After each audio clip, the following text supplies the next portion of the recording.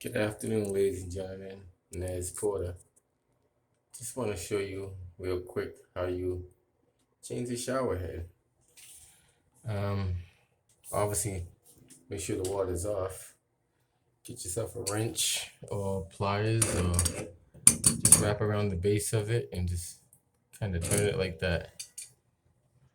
Once you get it loose, just screw it right off. Just like that. Now, this particular one does not have a washer on the inside, but most of them do have a washer. So you don't need Teflon tape if you have a washer. So let's screw this bad boy in. Just gonna screw it right in there. Just make sure you line it up straight.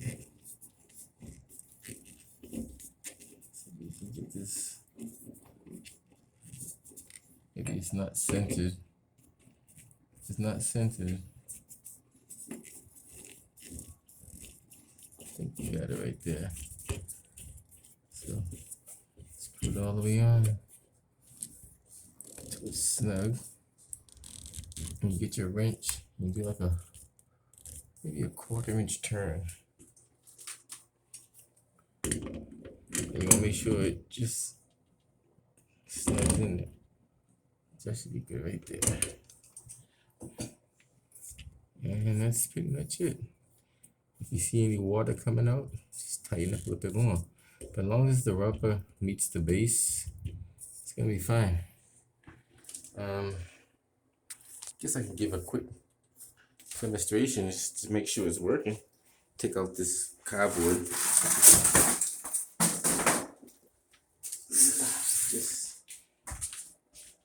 Just got through from doing that over, so let's turn it on and see what it does. Put the shower that way. Perfect. See that? That's what you want. So you know it's working. We just got through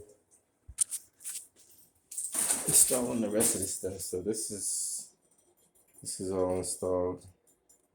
Everything's installed now, so it's good to go. Good as new. Even get the grab bars.